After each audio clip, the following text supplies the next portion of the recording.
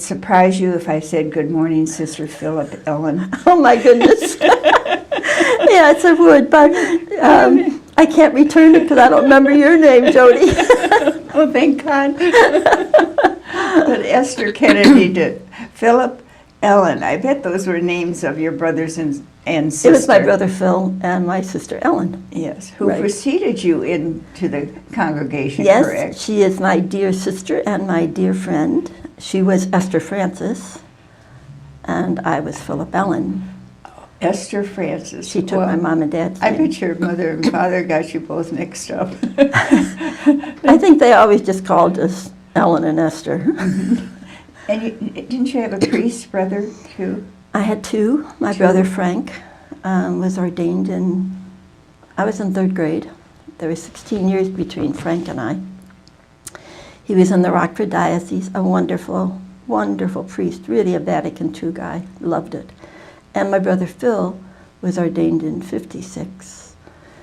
Also, he just, he was a wonderful, beautiful priest, loved it. But I think after, you know, kind of the beginning to draw back from Vatican II, Phil left after 25 years, and a few years after that, happily married. No easy step, though, was it? No, it really wasn't. No, It wasn't, for because he him. loved priesthood. Yeah. And had there been a married priesthood, Phil would be there today. But then my sister Mary got married. She had 5 kids, although the nuns at Aquinas and Siena were after her always to enter. But she was pretty clear that was not her path. And then Ellen and myself. Did you were you reared in an Irish, as some people say, an Irish ghetto? I was, south side of Chicago. Father Monsignor McGuire was the pastor. I had the Adrian Dominicans. We lived right down the street from them. I mean, Irish songs were often sung in our house with my Uncle Phil. A lot of our nuns know Monsignor Kennedy from St. Pat's and Joliet was my Uncle Phil, my dad's oldest brother. So when he'd come in, you know, we'd sing Irish songs and carry on. But there was much more. I didn't learn much about my Irish history. I think we were very busy trying to be Americans. I would presume, knowing you today, that there must have been some deep expressions of faith in your home. There were. I mean, and I think it was more behavior. We didn't talk religion. Mom and Dad didn't talk religion. We never said, you know, God's going to bless you or punish you for anything. It was just a solid living life honestly and with integrity and kindness. My dad went to daily mass, but and we would often say the family rosary. But we weren't kind of an overtly religious family in the sense of talking it, but there was a profound, deep faith. Other than 2 nuns and 2 priests. I know, but it was just a deep faith in the goodness of people and the goodness of God. So those were your beginnings. Those were my beginnings. Wasn't I lucky? Very, very lucky. Yeah. Well, this might be my time to thank you in the name of so many men and women for the spirituality and the love and the what shall I say, the soul longings of people that you have touched through the years. I know you're doing that now at Weber, and you also did it probably at the turn of the century here at Weber. Weren't you on staff? I was here from 1997 to 2002. And they were wonderful. They were just wonderful years because many women in particular were really waking up to feminism and to somehow expressions of spirituality that really nourished their soul. And you would know that, Jody, from your time at Weber.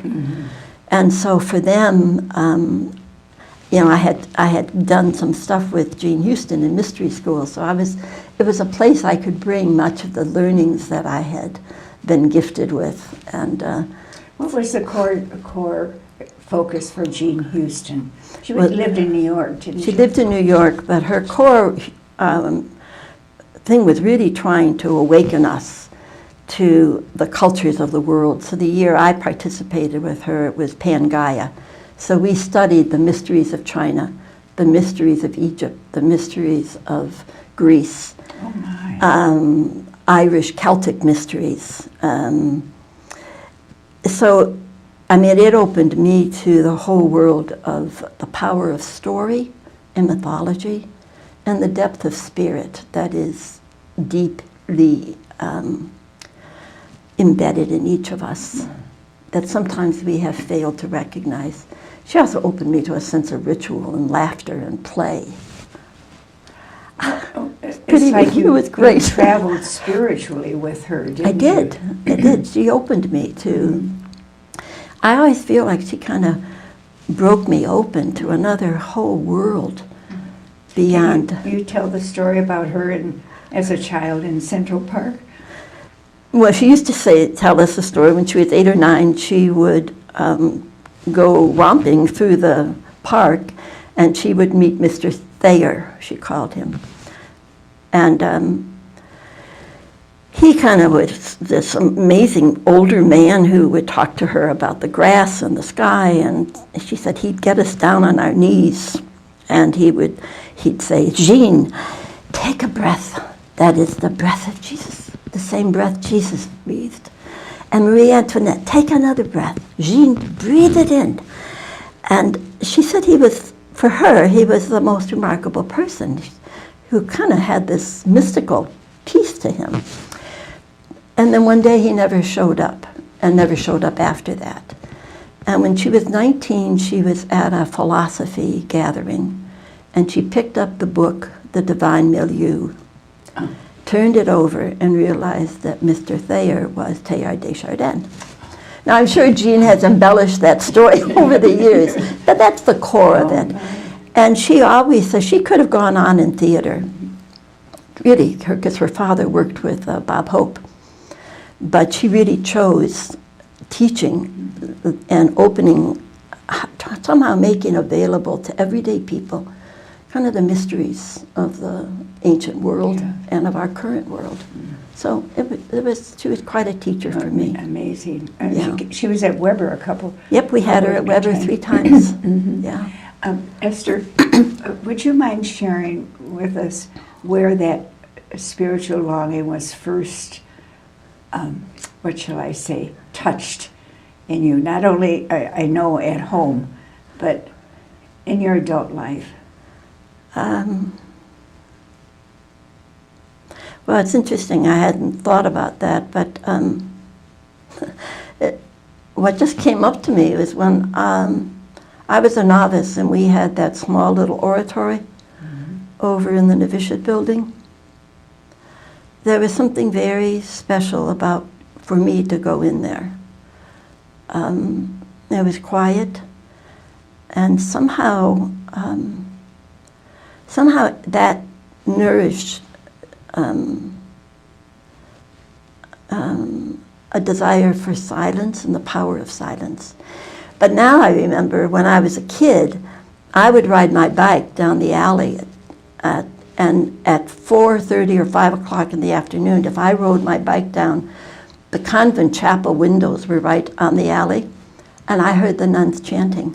Oh, my heaven. And I often rode my bike down there just to listen to it. Now, in the summer times when I was a kid, I would ride my bike down the front 72nd Street because the convent was loaded with sisters coming into Chicago to study at Loyola and DePaul. And at 7 o'clock at night, they would be all out in the screened-in porch singing and dancing. Oh, my goodness. So I think those two early experiences with the Adrian Dominicans, both the deeply spiritual, but also the deeply playful and aliveness. So also my brother Frank, when I was a little girl, he used to send me little books of Rose de Lima and Martin de Porres. Angel of the Andes was the title. And when I asked to go to Indonesia, and I had to say the earliest openings to me to some of that were from some of these books. I loved them, and I read them. And they weren't mushy-gushy books. They told the story of these young people and their experience of God. And their search. And their search, yes. Yeah. So, their longing. I mean, we're using those words so beautifully today, our soul right. longing. I think we're trying to reclaim that deeper interior part of us, you know. But didn't you do some ministry in Cook County? Was it the hospital, was it? Yes. Mm-hmm. I had worked in here from 74 to 78 in the mission and ministry office with Mary Lou Putro. Well, that was a joy, wonderful wasn't it? joy. And we worked with all of the enactments that came out following the 74 chapter, working on social justice.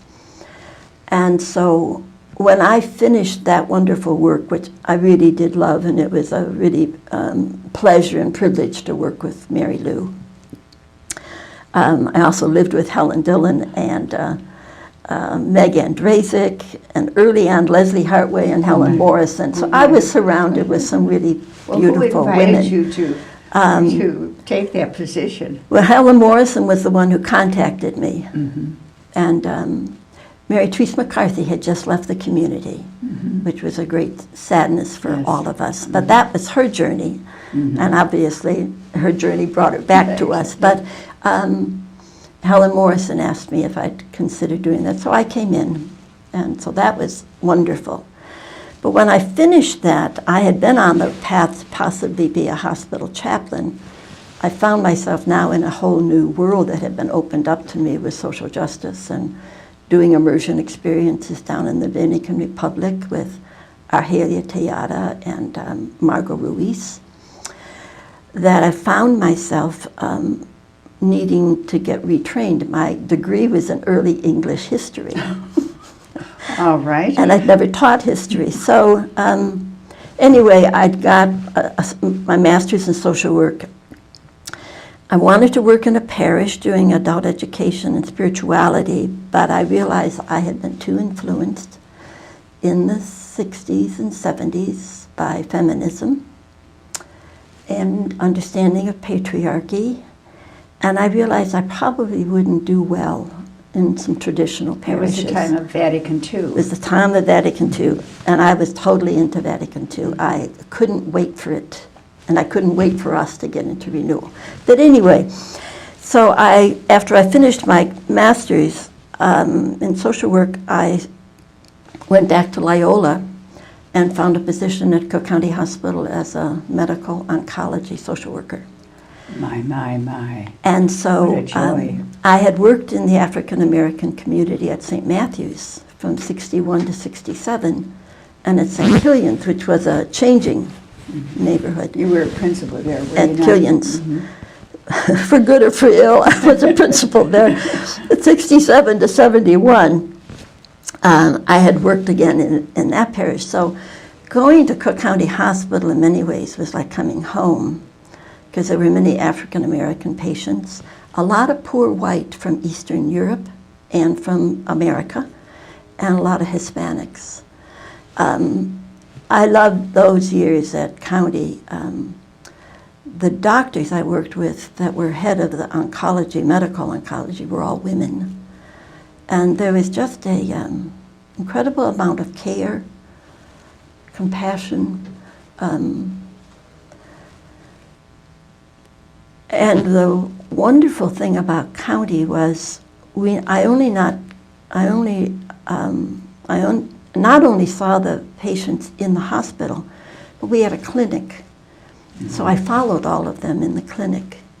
And so that awakened me a lot to both dying, because most of our patients eventually died. They either failed, didn't improve with surgery, and were now in treatment. Well, you were a witness to a great deal of suffering, weren't you? So I think it was about my third year there, I thought, I don't know if I got to find some way to be with the suffering that's here. And it was economic, it was physical, it was housing. I mean, it was just noticing how systems in society oppress people, culturally, economically, socially. And, I was at the heart of all that, with people trying to get Social Security, disability, being refused by public aid, all of that. So I learned all those systems pretty well. But one day I thought, you either have to find a way to deal with this suffering, or you may need to move on. And so I went over to the medical library, because County was a teaching hospital. And I looked up suffering, and I got led to a book called the Dhammapada, which is a Buddhist text. And Dhamma means the teachings, the law, the writings, and Pada is the path. So it was like the path, the way of living the journey. How do you walk this path? And so I read that book, and I remember it just touching me in a sense of, this gives me another way of looking at suffering. I understood my Christian way. Jesus never gives us more than we can endure. Add your sufferings to Jesus. And I don't mean to minimize those. They are powerful teachings. But in many ways, they didn't cut it for a lot of people who had a sense that their suffering was somehow punishment. Because we also have those texts. If you live your life well, you will be blessed. If you sin, you will be punished. Mm-hmm. So we can all do our fancy theology about those words, but people's lived experience was they often felt punished. So for me to get into texts that talked about suffering as the way life is, things rise in form, they go out of form. And when they go out of form, we suffer. And when pain comes in, we suffer. So it began my path into trying to understand the teachings of the East. In no way was I walking away from the teachings of Western Christianity. Mm-hmm. But life experience almost required that I find additional understanding for suffering. And so that just led from one text to another, to my beginning to meditate, and trying to get the sense of how does this meditation connect with contemplation. So it opened a whole new world to me, Jody, that I will be forever grateful to all of those people whose suffering took me on a new turn. It was would you say that coming to know the spirituality of the East, really Eastern spirituality, I guess we would say, is what fulfilled you? Well, yes. Mm-hmm. But it was always then connected, because in '87, Joseph Campbell and Bill Moyers did that whole series. Mm-hmm. And they did them on faith and on the goddess and romantic love and beauty. I mean, I watched those videos as though I'd not ever seen anything like, which I hadn't before. Mm-hmm. Those opened me again to a larger, greater story about the sacredness of the world and the various ways people explored that spirit alive in their culture. So that was one thing. And then in '87 also, or '88, Bede Griffiths, the English Benedictine monk, did a series on a critique of Western Christianity. Oh my. And he did this for Benedictine monks and nuns. He'd come here from India to give these retreats. And I remember listening to these. And first of all, he helped me understand that to some degree, our Christian story had become very Western, very Europeanized, very Greco-Roman. Very intellectual? Very intellectual, highly that we had somehow, from his perspective, felt we had lost the richness of a Jesus who grew up at the crossroads of the Middle East, of the Semitic world, who somehow had been touched by all of these avenues of thought. Jesus couldn't have not been touched by what was happening in India at those crossroads of the Semitic world. I think he was. He was. I do too. He was a mystic. And so I think what Bede did was helped me both love my tradition, but also to view it with a critiquing eye, and to realize that why I, as a woman in the late 80s, was beginning to have some questions about how we pray, how we do liturgy, our theology, and it was great. I also remember one CD he made. Oh, he also gave a whole thing on Hinduism and the relationship between the East and the West, which, you know, that was all new to me. And then he did a thing on the fact that within our Christian world, we have moral theology, we have a lot of systematic theology, we have a whole field of Christology. His sense that, unfortunately, the church had never developed a solid, thoughtful, contemplative theology. And that at the heart of the Christian message was a contemplative encounter experience with God. And that it had to go beyond the mind, beyond reason, into that place which is often unknown and mysterious.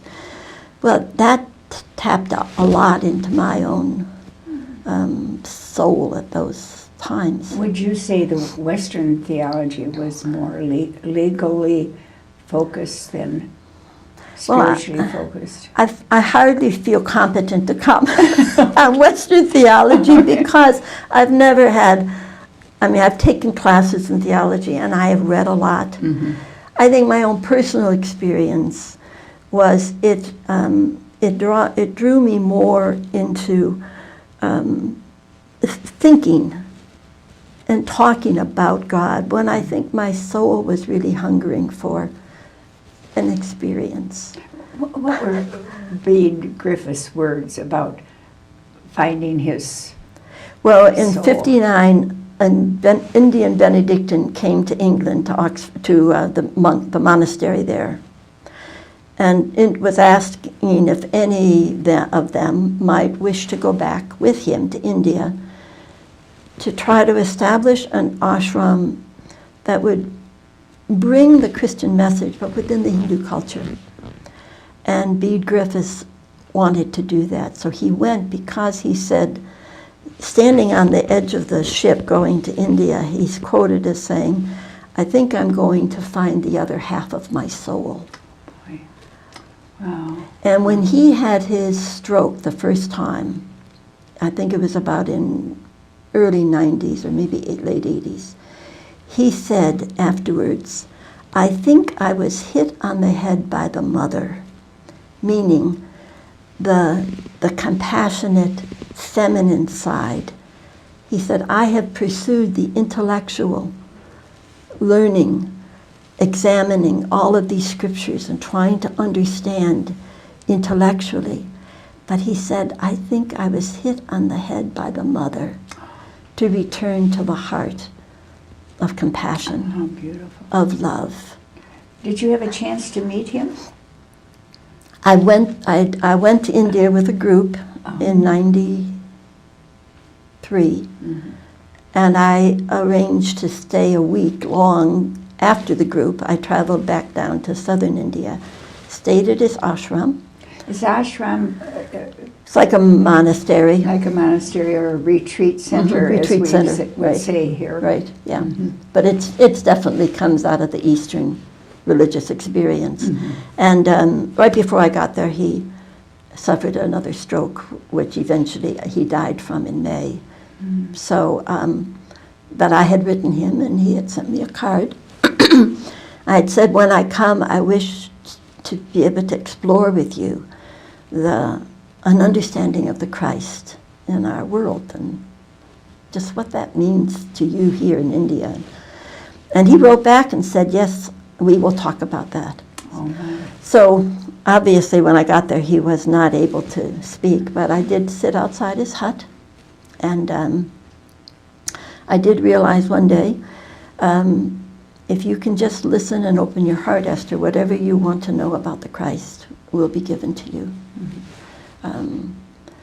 And so let go your sadness that you are not able to meet him. The night before I left, I did sit with him. I did kiss him on the forehead and thank him for opening me to a whole new understanding of spirituality and life. Finding the other part of your soul. Finding the other part of my soul, you're right. Earlier in our interview, you mentioned Indonesia, so that must have had a profound impact on your life. Well, when I came home, I mean, obviously you have some of those experiences, and if you let them change you, they will. And so I decided I wanted to have a sabbatical so I could study, I could get more grounded in this Eastern thinking. And so I had begun to explore schools on the West Coast, because that's where they were teaching this stuff. And with a group of women, I said one day that I was thinking about this, and one of the women said, "Oh, why don't you go to Ireland and study Celtic spirituality?" And I said, "Well, that would be like going home."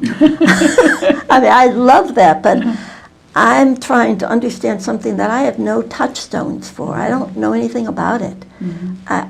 It feels like it's calling me to see that. So if I were to do that, I'd go back to India. And then one woman said, "Well, with that kind of interest, why in the world would you go to California? Why don't you go to India?" And Robin Van Doren, who worked with Jean Houston, and both Peggy Rubin also was an associate of Jean Houston, two other wonderful teachers. Robin said to me later, "I saw your response to the India comment. I would suggest if you're interested in doing that kind of a journey, you might consider Indonesia. It's safer for a single woman to travel in Indonesia. If you went to India, you'd probably have to consider going to an ashram or an Ayurvedic health center. In Indonesia, you could travel very easily. You'd also be exposed to Balinese Hinduism. Java would be Islam and Muslims. And in both those countries, those islands, there are small groups of Christians. And so she said that would just be another option you might want to consider. Well, I'd never even heard of Indonesia. So I came home and did some reading, and you knocked on the chapter prioress. I knocked on the chapter prioress's door. I put little notes on my altar. Is this a wise thing to do? Should I be thinking about this? And then it was just a sense of, I asked Catherine Clyde, the door opened, keep going. I asked the mission group, keep going. So I decided if the doors keep opening, then move towards this. And I think something that happened to me in Indonesia was, first of all, the cultures are just so rich. There's dance, there's music, there's mythology, there's integrity of soul. There's also all the problems, and there's also patriarchy, and there's all of that. So I'm not romanticizing. But there is a depth of care and aliveness that's, and a kind of a reclaiming of a deeper sense of connection with earth and spirituality. It was just a profound, I feel like I got broken open there. It was hard because in India, most people speak English because they were colonized. But see, Indonesia was colonized by the Dutch. So if people spoke any other language, they spoke Dutch. Did you ever say to yourself, who's going to understand me when I come back home? I think my bigger question was, will I understand me when I come back home? Okay. Will I know who I am? When I worked with Mary Lou in Mission and Ministry, I came across a book by John Donne, the theologian from Notre Dame, called The Way of All the Earth. Wow. And in that book, and I've carried it, I still have it with me. I carried it because it was a story about experiments in truth And it was crossing over into the cultures of Gandhi, Christ, and Muhammad. And that what happens when we cross over into other cultures and we're there and actually allow ourselves to be changed or broken open, when we come back home, we may not fit in our house anymore. We may not know exactly how we are in this new environment. I think it's what a lot of our sisters who have been missionaries have experienced when they've come back home. And no, you can't quite say it. It takes a while. It's taken a long time for me to even begin to recognize the shifts that occurred for me with that. But how blessed I was that the community let me do it.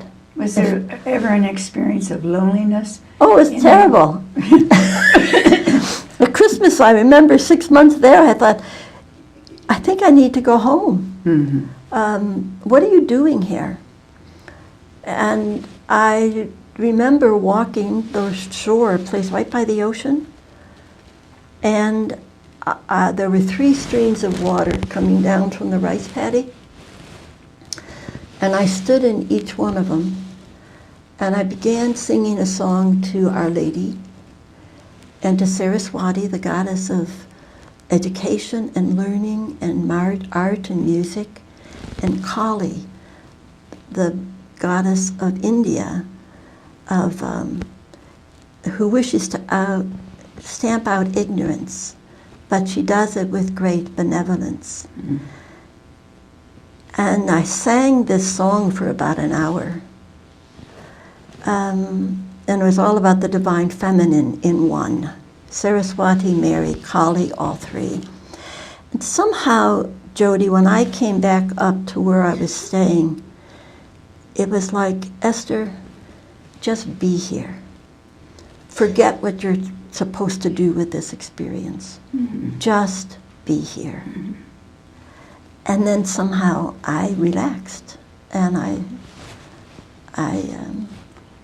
allowed, I think, the experience to enter, and my mind to calm down. And Amen. And here you are in Adrian, Michigan, in the cornfields. And here I am now in Adrian, Michigan, and you haven't stopped sharing. Well, I feel like I've been so fortunate that things piqued my interest at different points in my life, and that I felt the inner freedom and the call to pursue that. I mean, vocation doesn't just get you one place. That call has continued to move me, and so to now be back here among our own women, the folks I have cast my lot with, and what a joy. What a joy. What a joy. Yes. And I feel so fortunate that people let me do this.